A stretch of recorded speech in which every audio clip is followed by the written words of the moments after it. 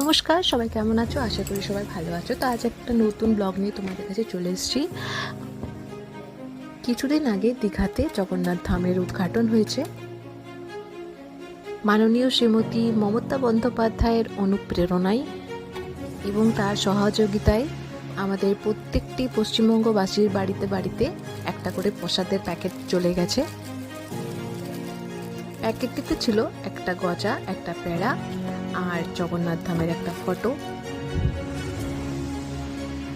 না, আমরা এখনও সেখানে যেতে পারিনি, কিন্তু ঠাকুরের ইচ্ছায় আশীর্বাদে আমরা সেখানকার প্রসাদ সবাই বাড়িতে বসেই পেয়ে গেলাম।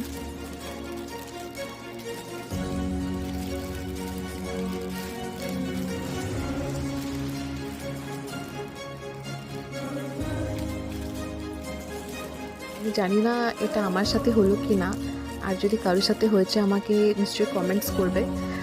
আসলে শুনেছিলাম সবার প্যাকেটে একটা করে গজা যাচ্ছিল, কিন্তু ভাগ্যবশত আমাদের প্যাকেটে দুটো গজা চলে এসেছে। একটা ভেঙে গেছে, একটা গোটা ছিল, তোমরা দেখতেই পাচ্ছ।